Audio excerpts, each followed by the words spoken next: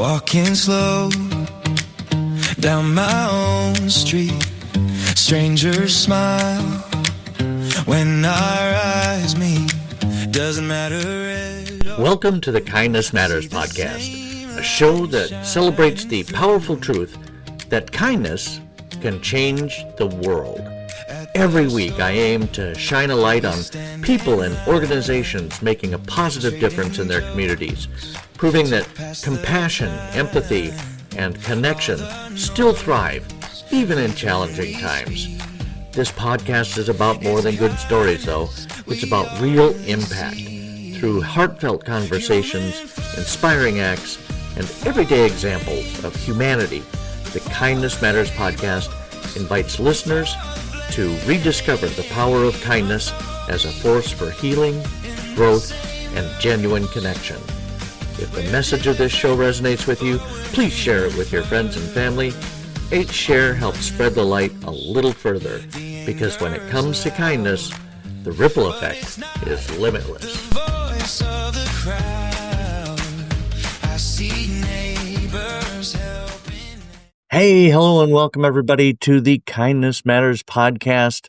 I am your host, Mike Rathbun, and I am so thankful that you are here today, that you chose this podcast to spend 30 minutes of your life on. And I will always be grateful for those that tune in.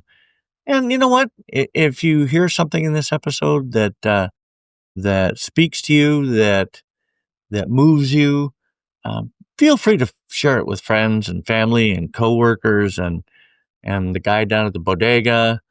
You know, just share it out. I appreciate that too. I have a fantastic show for you today.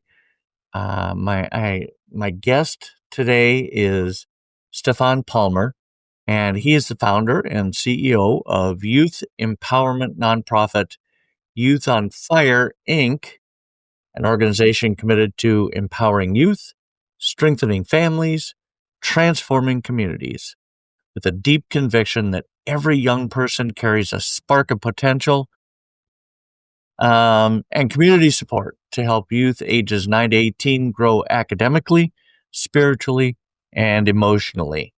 Under his leadership, Youth on Fire offers personalized tutoring, career readiness training, financial literacy education, and meaningful community service opportunities, all designed to equip young people for success in school, work, and life.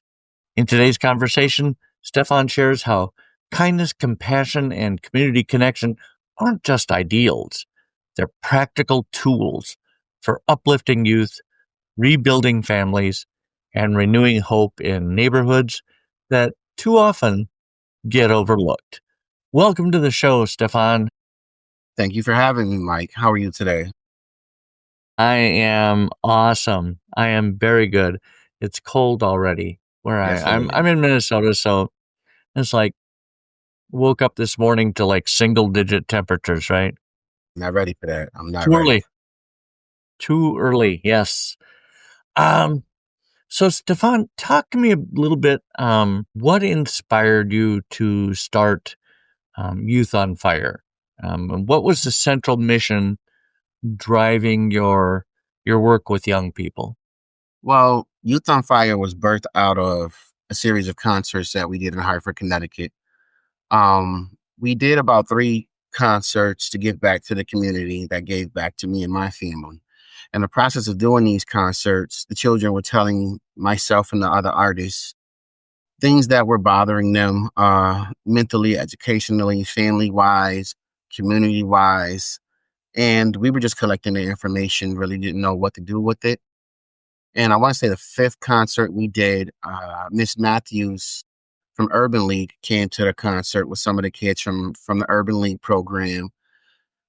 They stayed the whole concert. She watched us talk to some of the kids from her program, some of the kids in the community. And she asked, at the end of the concert, she pulled me aside and the first question was, "What are you doing with the information the kids are giving you?" And my response was, "Right now, nothing." And then she Yeah. goes, how would you feel about becoming a mentoring program? That way you could be a mandate reporter if some of these kids actually need help. The first time she asked me, I kind of blew it off. Coming from the community I come from, someone offers you something out of the blue that you don't know, it's usually a setup. So, Yeah, yeah. took her about 3 times, and I finally committed to taking the training to be a statewide mentor, which led to me starting the Youth on Fire program to help some of the kids that were actually giving me and the artists information that was vital to one, their education, vital to their day to day, their day to day, and vital to their family situation. Took the mentoring classes, which took about 2 months. Then I had to take the mandate reporter classes through DCF, which allowed me to actually be able to help the children and refer them to different programs to get the help they needed. Sure. Wow. That's incredible. And this is kind of personal for you, right? Yes, yes. The free concerts that we were doing was my way of giving back to the community because I had originally went through a very, very bad divorce, ended up with my 3 daughters. We were homeless. We were looking for a place to live. I think it was 6 churches that stepped up in Hartford to help us get a place, get it furnished, put food in it for the first 3 months and allowed me to save up. So the concerts was my way of giving back. They helped me, they helped my children. So for like 2, 3 weeks, I wondered, how can I give back to this community? And I ended up reaching out to about 300 artist friends that I know, and they were all on board to come and do the concerts for free. So Nice. doing the concerts was the gateway to Youth on Fire. Sure. Absolutely. Um, so how does Youth on Fire um combine mentorship, academic support, and faith-based training to help youth thrive? That's a Well, really big question. There's a lot there. as far as the mentorship, we tell the kids we're just the GPS. They have to tell us the direction they want to go in, and we'll give them the correct information to get in that direction. While we're being the GPS, we're like, I forget the name of the satellite that's up there roaming, but we're connected to that Starlink? satellite, which is God. Yeah, with Starlink. We're connected to God, and we teach them about praying. We teach them about studying. When you have doubt of the direction you're going in, or if you can do it, pray. If that doesn't work, reach out and we'll pray with you. There's always a friend willing to pray with you. As long as you keep God in the middle, you can't really go wrong. So, Right. doing the mentorship and then blending it with the faith-based training kind of helps the youth build up not only character, but build up confidence within themselves. And then, that's where the educational piece comes in, because as they build a relationship with you, they start speaking of their grades, they start speaking of the troubles they're having with friends in school or with different people in the community. And, everything seems to fall in line once they let their guard down, they open up, they begin to believe in themselves, they begin to see a little spark for their future. And that little spark grows into a big spark, which is no longer a dream. Now they're calling you, I got an A in this class, I passed this test, and my teacher Nice. said I might be able to graduate. My mom is talking about college when she said I would never go to college. So, Yeah. just being there. Yeah, and it all starts with that trust, doesn't it? Yes, it Because they does. never would have opened up to you had they not trusted you, right? Correct. Correct. And that's Trust, how do I say it? Trust is like I don't want to call it, it's the key to the front door. If you don't have that key to get in there, you just outside knock. right, for sure. So talk to me a little bit. Can you share a personal story where you saw, I know I keep using that term spark, a spark of potential in a young person that got blown up by one of your programs? Yes, yes. There's a young man called Makari Highsmith. When I first met him, he was very quiet, didn't talk, sat in the corner. Nobody could get him to communicate what was going on with him, what his thoughts were. And, just meeting with him one on one slowly, learning what he likes, learned that he likes Dragon Ball Z, which is an anime cartoon, Naruto, which is an anime cartoon, And I think it was like the sixth session with him. Um, I actually brought my laptop and I put it on. And we were sitting there watching it quietly. And I want to say about 20 minutes in, I was like, Naruto's about to get beat. He's gonna lose. And he was like, yeah, right. Naruto's the best guy in the show. And I was like, gotcha. And Yep. that sparked the conversation, which led to me learning he liked video games and, bringing the PlayStation in, playing the game with him, which was the icebreaker. And, Yeah. led to him telling me some things about his dad that was not nice and, you know, a- allowed him to open up, allowed me to help his mother get custody of him, which his grades improved, his behavior improved. He began communicating with more people. Now he's older. I think that was 4 years ago. He's 13 now. Now he likes to volunteer in the community. He volunteers at all my back to school events, my Christmas events. He helps me pass out coats in the community. He's even told some of his friends about the program and they've joined. He's done a total 360 from the quiet kid in the corner. Yeah. All from Naruto or Dragon Ball Yes. Z. Yep. I My youngest kid used to watch that show, and reference, he's, like, 31 tomorrow. So, it's been around for a while, I guess. Yes, it has. Yes, it has. Um, eh, so, talk to me a little bit about, what unique challenges youth, because 'cause you're in Hartford, is it? Yes, Hartford, Connecticut? Connecticut. Okay, okay. Um, what unique challenges youth in Hartford face, and how does your organization meet those challenges with compassion and creativity? Well, the youth in Hartford face one, because their parents are working to provide for them, they're 9 times out of 10 left alone. So they feel alone. They also feel unheard. They feel like they get the blame for everything that goes wrong in the city. And they feel like a lot of the programs in the city are not created towards what they want, such as music programs, fashion programs, learning how to cook, learning how to do podcasts, learning how to do different TikToks. It's just how did Those are the we? things that they want. Yes, Okay, and they feel like nobody hears them when they correct, correct. Um, as I said, the free concerts got us in with a lot of kids in the city and surrounding cities. So because they were already talking to us at the concert, some of the kids had posters, some of the kids had the download cards, they were listening to the music at home. Um, Nice. we were able to get that information before we started Youth on Fire. So the kids that wanted to do music, it was like breathing with them. Okay, you know what? We're going to meet you at the library. We're going to teach you how to write metaphors, punchlines, double entendres.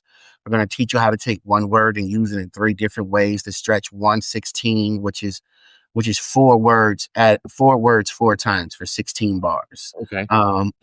For the kids that wanted to do fashion, we were able to link them to some of the people we know that make clothes. And so if one kid made a shirt, we would say, okay, now let the kid that just wrote a song wear your shirt in his video. So now you're getting marketing for your clothing and he's getting a new outfit for his video. For That's the kids that perfect. wanted to do podcasting, okay, so you know what? Let's get you some content. You're gonna interview the artist, and then you're gonna interview the fashion person, and then you're gonna play the video, 20-second clip of the video on your podcast to give them more publicity. So that taught them one branding, taught them how to network, and taught them cross promotion. So, like I said, just talking to them at the That's concerts so gave us an cool. in. And for the kids that wanted to be entrepreneurs, um, teaching them music production, how to mix, master, edit songs. The kids that wanted to learn how to do branding online, where they're making flyers, learning how to make banners for social media. We tackled all that one by one. So when Youth on Fire came in full creation, it was easier to get into the schools because all the kids knew us. So going Right. to meet with the principal and you walk into school and they're like, Mr. Palmer, and the principal's like, yo, you know them? Yeah, I know all these kids.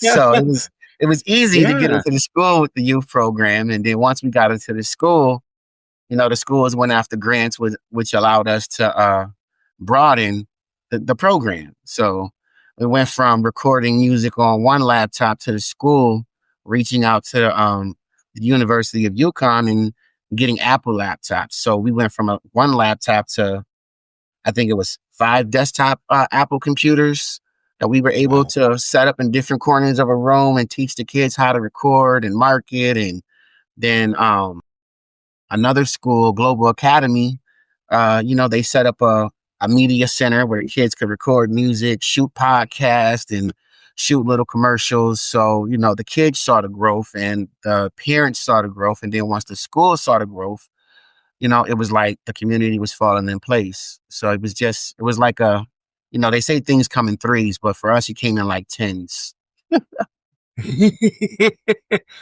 Hey, and you were talking about how, because a lot of and I I think that this is not just a Hartford issue, right?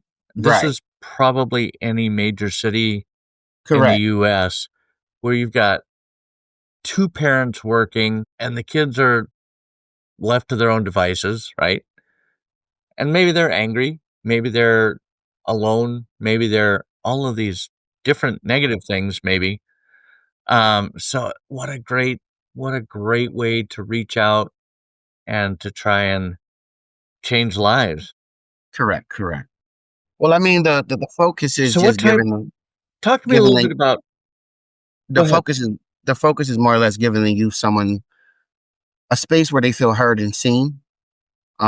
Sometimes you're the go between the youth that you're mentoring and the parent. So you get both sides of the story. You get the parents' take on why they feel the child's rebellion, and then you get the youth's take on, why they're upset, why they're doing X, Y, and Z.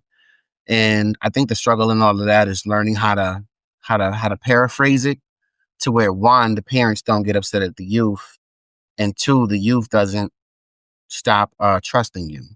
I think that's the biggest struggle in that. Yeah. And you mentioned the parents there. I know you're involved a lot with not just the kids, but the parents as well, right? Correct. I work with single fathers, and sometimes I can refer single mothers to get help as well. Wow. Um, So would you like? it's really bringing families together. I'm sorry. Go ahead. I No, no, no. interrupted. I was going to ask you, did you want me to elaborate on working with the single fathers? Sure. Absolutely.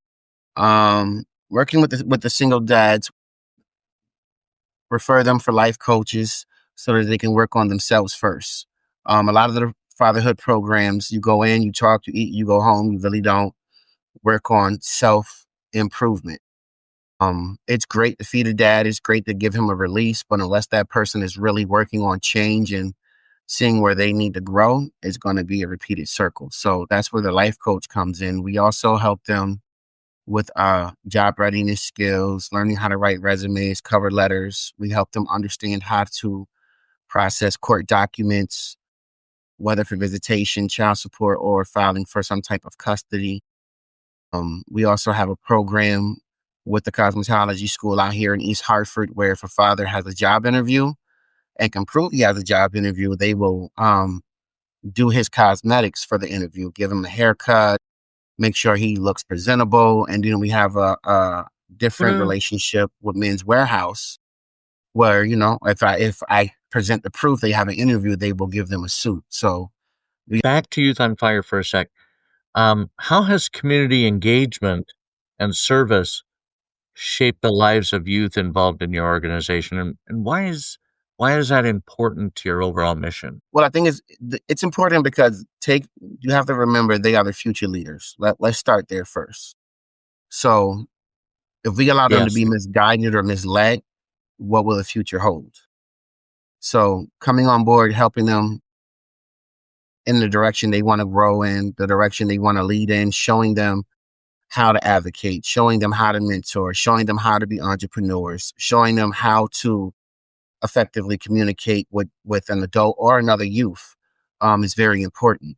You can only reach one youth at a time, so taking the time to listen, care, and show them that they're important is very important. Yeah, for sure. For sure. Um, okay. I'm going to give you a chance to shout out some people here. Um, what are some of the what are some of the key community partners that have helped amplify the impact of Youth on Fire Inc. And what have you learned from those collaborations? You mentioned some of them not by name, but the cosmetology Well, the school and first the person I would have to shout out that helped Youth on Fire, help birth Youth on Fire is Yvonne Matthews from Urban League. She was very detrimental into us getting the licensing and the permits and the certifications to do the mentoring. Stephen Hernandez, who was the Commissioner of Women, Children, and Elderly for the state of Connecticut, he helped us get our credentials to work with single fathers. Elaine Zimmerman, who helped Youth on Fire get an MOU from the state of Connecticut to work on legislation from juvenile justice reform, housing reform, and legislation that separates families. Melvette Hill, who is now the new Commissioner of Women, Children, and Equity for the state of Connecticut. She took over where Stephen Right. Hernandez left off. Who else? Richard Sussman, who was my mentor and still is my mentor, who helped me shape my business mind and show me the ins and outs and the ropes. Because when I first started, I really didn't know anything. I was just someone from the streets of Hartford trying to start a business. And he sat down with me for about 3 months and kind of molded me into an entrepreneur.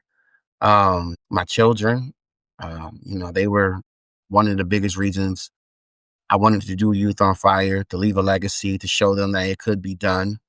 Um, Now my significant other, she's a Yeah, very for big sure. support system. You know, I want to be able to do good things for her. As she supports me, I want to support her. I want to uplift So her. important. Um, Couple of other people that's been along for the journey that give support. Janine McMahon, Carolyn Austin, Michael Alonzo, um, Carrie Howe, Pastor AJ Johnson, Brian Martin, Ronald, I forget Ronald's last name. But these people have been very detrimental as far as getting my events off the ground, helping me get sponsorship, getting volunteers, um, showing me what parts of the city needs mentoring or fathers need help, getting venues to hold events or workshops. My son Emmanuel has been a Yeah, very big key. He's been doing this work with me for since he could walk. He's 10 now. He's I think he's pretty much tired of doing community events at this point, but he loves it. He loves handing out coats. He loves passing out the toys. He loves the perks he get because he grew up yeah, with everybody around him. Um, Governor Ned Lamont, I've worked under him for the last 4 years, working with the state of Connecticut. It's been a journey, very educational. yeah. And I think sometimes we think of this, and you know, it's not just one person with a vision, and it may be one person with vision, might start with one person with a vision, but it takes so many other people to make all of this happen, right? Correct, correct. And a village, if you will, Yes. Well, I mean, God will give you the vision, but He'll also send you the parts to make it come into fruition. The right? question And is, he'll are bring you going those to people listen? into your life that you Correct, need. correct. As I Yeah, was telling my yeah, for significant sure. other earlier, a lot of the work I do, I get grants, contracts, resources, and a lot of this stuff I don't even apply for. It's just from other people. But there's this program. He does a lot of good work in the city. Here's his information. The coach that we'll be giving out this year, I didn't apply for him. Didn't know nothing about the program. Senator Moore was in Mass talking with them, and 2 days later, I got an email, and then the person Wow. called, and I'm like, who? You got what? Yeah, we got about 800 coats for you, and I didn't apply for no coats. Oh no, Senator Moore. Oh, okay, yeah. Just let me know when you want me to pick them up. So God will send people to let you know you're doing the right work, going in the right direction. You just got to be willing to move when He says move. Yes. Yes, absolutely. Okay. How does your work help foster resiliency, not just in youth, but also within families and the broader community? I think it brings resiliency because it shows people no matter what you go through, as long as you press forward and you use the resources around you and your support system, you can make it through anything. The enemy will throw tons of things at you to make you doubtful, make you believe you can't do it, tell you you're going in the wrong direction. But if you lean on one God, lean on your support system, lean on your family, you'll get to where you wanted to go 9 times out of 10. Wow. Yes, absolutely. Um, and what advice would you give to parents or educators who want to support their children's growth both academically and emotionally? Because I know it's so hard for parents, and you're just trying to make ends meet. You're probably working one, maybe two jobs, and I think sometimes you tell yourself you're out there working for your kids or your family, but what advice would you give to a parent? I mean, the most important advice I would give them is take the time to listen. Um, you can learn a lot from what a child is going through just from listening. Yes, the behavior is not to be accepted. Yes, the talking back is not to be accepted. But in between all of that, did you listen to what that child was saying? And that goes for parents and teachers. A child doesn't just go into a classroom and act out. I mean, there are some followers, but then there's the children that are going through things at home, that are being bullied on the way to school, that are reliving trauma on the way to school or on the way home from within the neighborhood. But you wouldn't know that unless you took the time to listen. Because Right, a lot of because they may kids, not always tell you. correct. Well, a lot of kids will tell you in the middle of screaming what they're going through. Have your ears open, for sure. Okay, last question. What are your hopes or future plans for Youth on Fire, and how can people listening to this episode get involved as volunteers, mentors, or donors? Uh, Future plans. I would like to add a women's component to work with the complete family. Right now, we work with the youth and dads. At some point, I would like to add the women's section so that when we do intakes and we put together plans to bring, I don't want to say correction, but bring forth the right direction, Yeah. we can add the complete family, not just the child or the child and mom or the child and dad, but everybody, so we can change the complete atmosphere. Um, Another component that we would like to add, we would like to re-add the concert series that originally birthed Youth on Fire. Yeah. As far as donors and volunteers, you can reach out at youthonfireinc.com. We're on Instagram. We're on Facebook as well. Any donors, send me an email at youthonfireinc@gmail.com. Attention, Stefan Palmer, sponsorship. You'll get a response within the first 24 hours. Or you can contact me at 860-250-3852. Fantastic. Direct line. We will have a link to the website in the show notes for sure. Stefan, I'm just in awe of what you're accomplishing there in Hartford. Have you ever has any other states reached out and asked about? Um, yeah, That's another question I said. my mom is located in North Carolina and a couple of my siblings. My sister that lives out there had a pastor call me that was interested in bringing Youth on Fire to North Carolina. My significant other lives in Rhode Island, you know, thinking of relocating. So that would be another option as well. Sorry. I did get an I invite just to. completely destroyed that, didn't I? I am so um, sorry. it's okay. It's okay. I did get an invite to You have a bring it sister to that San lives in Rhode Fran. Island? Yes, my significant other. I did get an invite to bring it to San Francisco and New York as well. But right now the focus is getting everything with the foundation of Youth on Fire cemented in Connecticut, getting everything built up and effectively changing the lives one family at a time.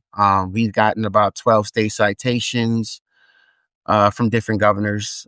We've gotten about 3 citations from 2 different mayors, and about 4 or 5 awards from different foundations. A foundation in DC, a foundation in Mexico, a foundation in San Francisco, and 2 in Connecticut. The recognition is there. It's just, putting my hand to the plow and continuing to move forward. Yeah, absolutely. Well, Stefan, I think you're doing such a great job there. I really, really appreciate the the work you're putting in for the kids of Hartford, and keep doing what you're doing, man. Thanks for coming on the show. Yeah, we could absolutely do a follow-up. I think I just blew my mic out. Um, I was so enthusiastic. Fantastic. Look forward to talking to you again. Take care, sir. Have a great weekend. Human first, before the names, before the labels. Thank you so much for listening to this episode of the Kindness Matters podcast with my guest, Stefan Palmer from Youth on Fire in Hartford, Connecticut. He's doing a great job with the kids and the families out there. I hope that this episode left you maybe feeling a little easier, a little bit more hopeful about the state of the world we all share. If you enjoyed this episode, please, please, please feel free to tell your friends, family, and coworkers about us. Let's all just make a conscious effort to share the kindness, share stories that make us feel good, make us feel uplifted. Also, don't forget to subscribe to our newsletter for more uplifting content. It's free, and there's a link to the sign up in the show notes. You'll get an email once a month with stories about kindness, people, maybe some ideas, inspiration, and you can do that right through the show notes at the end of the episode here. You've been listening to the Kindness Matters podcast. I'm your host, Mike Rathman. We will be back again next week with a brand new episode, and we would be honored if you would join us once again. But until then, remember, kindness matters, and so do you. In the same verse, we're different, but we're human first.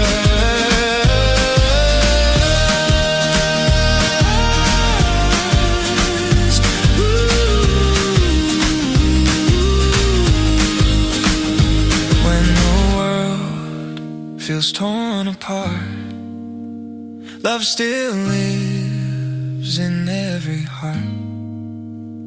Hold on tight through the worst. Together strong, we're human first.